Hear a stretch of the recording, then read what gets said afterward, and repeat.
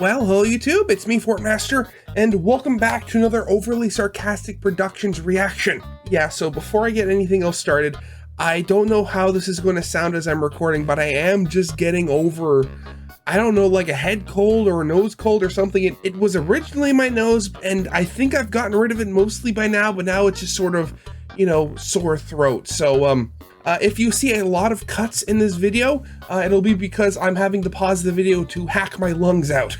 But now onto the actual main attraction. Trope Talk, character development coma. Okay, I'm seeing one of two things here. First one is a character development that happens while a character themselves is in a coma, or by character development coma, do they mean like so much character development happens that the story kind of falls into a coma or something? I don't know. TV tropes can be weird sometimes. But yeah, I want to get into this. So as always, original video is linked in the description if you haven't seen it yet for some reason. Corner video will be leading to my Let's Play of the day. And with all that out of the way, let's get this thing started then, shall we? There's nothing better than a dream. In fiction, anyway. In reality, there's a lot of great stuff out there that's much better at being internally consistent, or making sense, or having a direct, tangible impact on reality, but in fiction, there are very few things more versatile and convenient for a writer than knocking a character unconscious. There's no end to the problems it can solve. If you want to get a character from point A to point B without all the intervening logistics and rigmarole, try the patented Alighieri maneuver. Just knock the character out and have them wake up somewhere else. If you want an easy scene transition, or to clearly signal to your audience that a big dramatic fight is over, just have one of the characters tip over from exhaustion or a previously concealed injury to segue cleanly from high-octane action to a slower, more contemplative form of drama. If you want to show why a new power-up isn't going to work as a be-all, end-all problem solver, you can just have the newly powered-up character pass out from the strain, signaling that it's flashy and rad, but definitely not good for them. Knocking a character out is an incredibly convenient way to bundle a scene transition with a smooth narrative justification for the camera to go away for a little while, and you can get away with all sorts of narrative reshuffling while the POV character is conveniently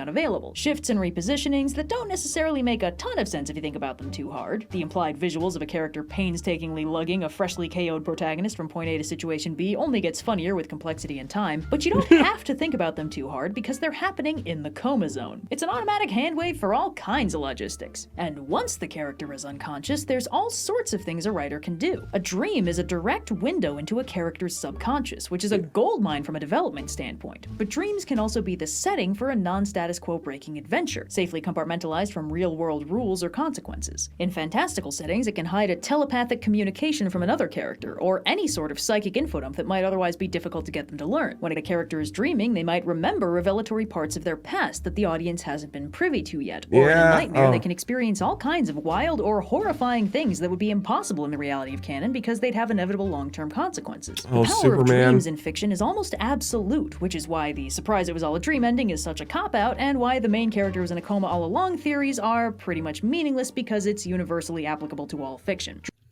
Oh god, I hated those things.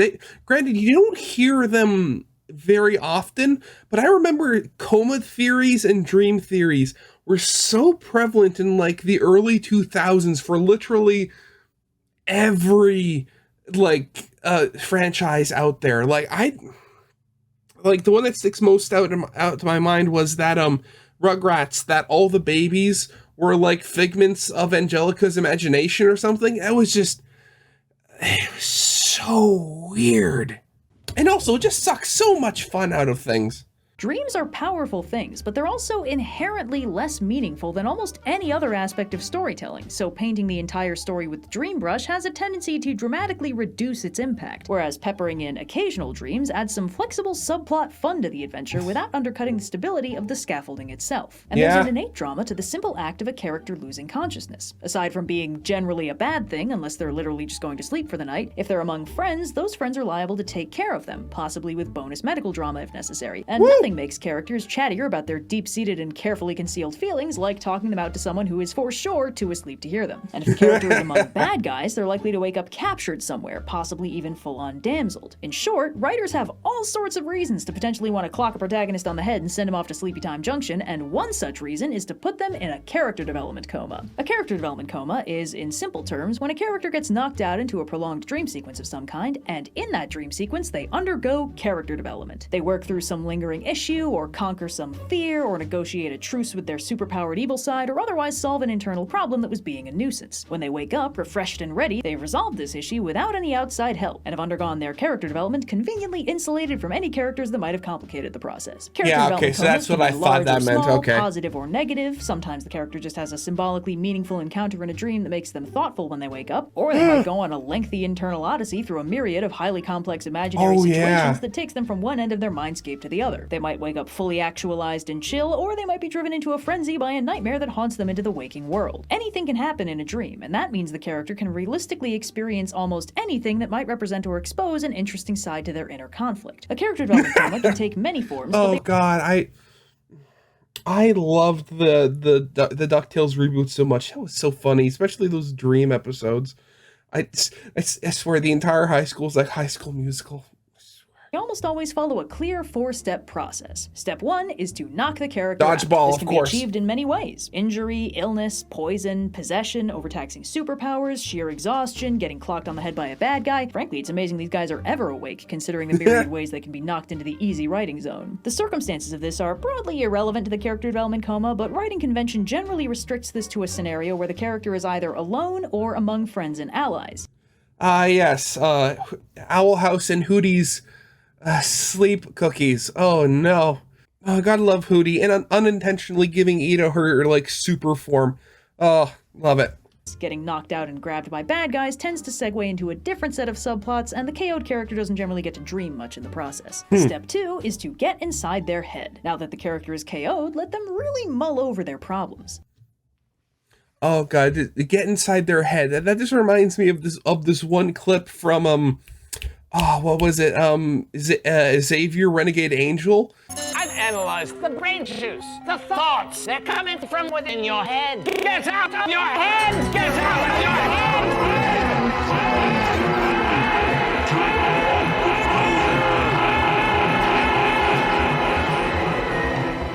Get out of your head!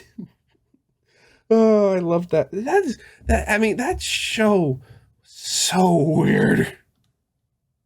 This is typically done by populating their coma dream with characters, real or imagined, who embody their conflicts or different sides of their internal debate and are eager to weigh in. Some of them might be supportive, others confrontational. The character might find themselves dealing with their own past self or a dark reflection. Manifestations of inner anxieties might take the form of known antagonists. Guidance may come from dead mentors and parental figures. There can be a degree of ambiguity over how real some of these guys are. It could just be a manifestation of someone's moral compass taking the form of their beloved mentor, or it could be their actual ghost turning up to help out. Just another facet of the unbounded freedom found in the dream sequence zone. Step 3 is to reach a conclusion. The character development coma ends when the character has some sort of change of heart.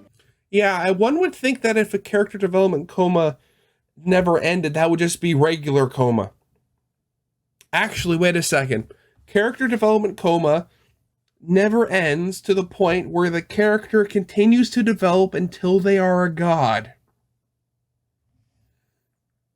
No, I don't think that's how that works. And it's important to note that this change is not always good. The character must wake up with a different attitude than the one they passed out in, but that isn't always a revelation about their character arc or a new understanding of an uncontrollable superpower or a recognition of a fear or something. Sometimes it's something dubious, like a bad coping mechanism, or a character tormented by nightmares concluding that they have to protect their friends by doing everything alone or doing something really morally questionable or stuff like that. But correct or not, these guys reach some sort of internal turning point, and that takes them to step 4. I mean, that's the kind of thing with dreams. I mean, most of the time, any people you meet in a dream is basically just yourself or something created by you. So in essence, you're just talking to yourself, and you can't really get a full, well-rounded opinion from others if you're literally just talking about to yourself. Waking them up. The character, having completed their mandatory time off, re-enters the land of real plot developments and physical consequences. I fly now, of course. Calibrated perspective on life and their place in it. They almost never have trouble waking up when they've solved the internal issue, by the way. The coma is basically cosmetic and goes away on its own once they're suitably resolved. They've solved some internal problem, or realized something important, or gotten a pep talk from a ghost, and they have officially officially undergone character development while safely partitioned away from the real story. Now, Lovely. this trope is unbelievably useful, and it's very convenient in a lot of ways. When a character is struggling internally, it can be difficult to clearly show this to the audience while keeping them in character. Most characters are not going to be willing or able to give a comprehensive blow-by-blow of their exact internal conflicts or the thought process underlying it, no matter how well the writer understands it. The average character is unlikely to talk like they're trying to get a good grade in therapy, and the problem is only worsened when other characters join in the dynamic. The conflicted characters' allies might have their own insights into what's going on with them, and those can be interesting and revelatory in their own right, but especially when a character is in turmoil, their communication with other characters is liable to become conflict unusually quickly. When a character is upset and unsure, they might be more quick to anger than usual, or even worse at figuring out how they're feeling and why, which means even well-meaning and potentially revelatory conversations could kick off a communications breakdown and lead to some spicy character drama, but not the desired outcome of getting the character through their character development in a way that's clear and comprehensible to the audience. One way to work around this is to take a direct peek into their headspace and thought process, which is difficult to pull off outside of prose writing. Not impossible, just not what most visual media is designed for.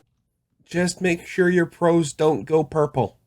Prose writing lets the writer directly state what a character is thinking and feeling with a level of fidelity that basically no other art form can match. And unless you want to let the character vocally narrate their innermost thoughts, there are very few ways to show don't tell the exact complexities of what a character is thinking. You can usually get across what they're feeling, depending on the acting and visual execution involved, but the audience usually needs to do some analytical work to extrapolate why they're feeling that way and what exactly they might be dealing with on the inside. A dream sequence is one way to visually portray a character's internal mindset very clearly and unsubtly. If a character is grappling with an existential fear, you can just show them dealing with that fear. If they're stressed or angry or worried, they can have that conversation with a dream character a lot more easily and painlessly than they would a real one. But this powerful tool has the caveat that it only makes sense if the character is dreaming. Most stories won't segue into imagined spots without warning, and usually restrict themselves to showing what is literally physically happening, with only minor symbolic alterations and augmentations. Full-blown imagined unrealities tend to be clearly partitioned away from the actual events of the story to avoid confusing the audience, and that means a dream sequence can't just be pulled out of nowhere for a zero-effort peek into a character's inner world. But the good news is most people need to sleep regularly, which means the writer has a golden opportunity to check in on how the character is thinking and feeling in a clear visual representation roughly once a day. It's clean, it's convenient, and it's a lot clearer for the audience than any number of spicy character arguments would be. An external problem we expect to be solved externally, with a camera pointed at the characters involved and how they interact with the problem and with each other. An internal problem makes sense that we'd want to point the camera inside. Now, character development comas do come in a few different varieties depending on the character and the type of development. The most mundane version is simply to be chewed out by the subconscious, a dream with no deeper underlying reality where the character simply deals with manifestations of their internal fears and pains. This kind of character development coma can happen to anyone with no supernatural factors required, but it can still be very meaningful to get a direct look at what exactly has been stressing this character out. They usually confront their problem directly and wake up better and happier for it. Oh god, reboot. I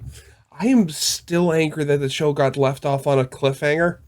And apparently even that day there was a comic that came afterwards where they tied things up, but I cannot for the life of me find out where it is. I am so upset about that. In some cases, they wake up freaked out and upset from the nightmare and more inclined to do something dumb, which is also a form of character development. One step up the supernatural scale is the Coma. Not good development, though. Where a character is contacted by someone. A deity, a friend, the ghost of a loved one, the big bad. The possibilities are pretty much endless. The purpose of this character development coma is to give them new information it would otherwise be difficult for them to receive. It's a little shaky on the character development side of things, since broadly it's an entirely external shift, but the character that wakes up with the new information will also likely wake up with some new driving purpose or the oomph of a pep talk from the Comaphone buddy, so it still fits the broad shape of the trope. In more contentious scenarios, we might get a battle in the center of the mind, where the character's coma involves literally throwing hands with something or someone that's invaded their mindscape.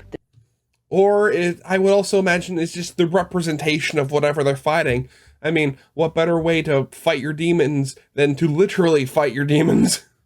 This version is most commonly found in cases where the character is being literally possessed or something, but it can also happen if the character is fighting some kind of existential or physical battle. For instance, if they're sick or poisoned or grievously injured, the local hero might say something like, "We've done all we can, now the rest is up to them," and it'll cut to the inside of their head where they're punching their dark reflection or a copy of the bad guy or a metaphorical representation of death or whatever, with the implication that if they win, they get to wake up. Hey, are you sick? punch your disease in the face. It can be a metaphorical representation of an inner conflict in a more visually interesting form, or it can be a literal metaphysical conflict with some inner darkness or invading force. This allows the writer to choreograph a potentially completely impossible fight scene in the theater of the mind, which is a rare treat. Also, about, like, half the time, it turns out the dark reflection inner demon thing the protagonist was fighting was just basically testing them and their will to live, and it wasn't actually malicious, and it'll smile of course. proudly when it's defeated. I don't know, it's just a thing that happens. And it can segue into the fourth category, a power-up power nap. This is a dream where the character figures out how to unlock some kind of hidden potential, and when they wake up, they have new powers, or better control over the old ones. This can be structured as a battle in the center of the mind, but it has a different purpose. The character winning doesn't just wake them up, it tangibly rewards them with a boost. Now, this is where things get a little bit shaky. There are cases where this makes perfect sense. Sometimes a character has had a power for a while that they're slowly figuring out how to control or unlock or use safely, and the one barrier to entry seems to be that they haven't figured it out yet. In these cases, power-up power naps make a lot of sense. They sleep on the problem, look at it from a new angle, literally, hanger a little bit, and then when they wake up, they have a new perspective on an existing power. The power itself doesn't come out of nowhere, their control over it just improves, potentially to the point where they can use it in a completely new way. But sometimes you get stories where a character goes to sleep, has some symbolic dreams, and wakes up with an entirely new power, and no real explanation for how it got there. Now, the reason this gets a little shaky is because it feels like it makes sense in the moment. A character development coma can be a very fraught process. The character goes... What is that? What is this show right here? I've never seen it before. I mean, if anybody in the comments knows what this show is right here, can you tell me? Because it's starting to get me intrigued. Through a lot of internal conflict and suffering. It feels like an arc. It kind of is an arc, but it's not an arc that's happening in the real world. So when we see a character struggle and fight for something and be rewarded by the story with some kind of power-up, it fits a structure of storytelling we're accustomed to, and we can lose track of the fact that we don't actually know how it happened, or why other characters can't just take a nap and wake up with superpowers, you know? The character development coma is essentially a character development speed run. Within the safe boundaries of a dream, the character can sleep their way through a number of revelation milestones. Wow, the true power really was friendship. Yeah! Have a moment of self-actualization against a completely hallucinatory threat, and wake up with a greater understanding of themselves and potentially new skills and abilities without having had to play all that out in real time or with their allies around to potentially contribute or muck it up. They might be visited by an empowering entity or a friendly ghost or like a psychic emanation of the bad guy or some other problem. They play out an internal plotline front to back that can be very fun to watch, but because it is all a dream, the impact it can plausibly have on the plot around it is limited to the scope of just the character having the dream. And when those developments are limited to the character feeling better, thinking some things through, or deciding something they hadn't made their mind up over, that's very easy to justify. But it's easy to get caught up in it. A dream sequence has near infinite possibility, and a character can undergo a very compelling solo arc in there. But if all their problems get solved in the coma zone, that can in some ways deprive the writer and the audience of seeing those problems get solved in the real story, where there are actual stakes and other characters they could be interacting with. For all my talk about how efficient it can be to speed through a character arc in a dream sequence, a lot of stories are not built for efficiency. Yeah, generally you don't want stuff being, completed as fast as possible. You'd think that it could sometimes lead to the audience feeling gypped. And sometimes half the fun of the character arc is exactly how long it takes. And it can be fun to let a character work through a bunch of stuff internally, then turn around and have to apply that development to a more complicated and potentially unforgiving reality, to see how the internal lessons they learned help them deal with messy interpersonal dynamics or large-scale villainous threats. A character development coma can solve an internal problem, but stories are made of lots of problems, internal and external, and a solution that makes sense in the hypothetical theater of the mind might struggle when it comes out against the complexities of a messy reality. Just shout out to every time anybody has ever gone over a previous conversation they've had while in the shower or something and tried to come up with the perfect response to what was said at the time. You can get a lot of drama out of a character who thinks they've worked out all their character development problems, because no matter how clean and pretty their dream sequence might have been, there are always more problems to solve. Yeah. I mean, how many quotes about the brain can I think of? I mean, mind's a terrible thing to waste. It's very complicated. It's just the brain, the human mind is such a complex thing that can be easily broken and mended, and how many ways it can intermingle with itself. It's just, it can be so complicated. Oh, but yeah. Oh, I gotta say, because I always do, I love like Red talking about this sort of stuff, because it's this sort of stuff where, like, I probably, if you gave me like a year to think on this subject, I'd probably come to the same conclusion as her. But just like she can put it in such a quick and concise way that's just, and also just put it in ways of like, oh yeah, it's like solving something in a dream is quick and efficient, but you know, efficiency isn't always a good thing in a story. So yeah, that was very nice. But yeah, as always, original video is linked in the description if you haven't seen it yet for some reason. Corner video will lead to one of my newest Let's Plays. And with all that out of the way, I hope you guys liked. If you did, leave a like, subscribe if you have not, and I'll see you guys next time. Goodbye. I've analyzed the brain juice, the thoughts that coming from within your head. Get out of your head! Get out of your head!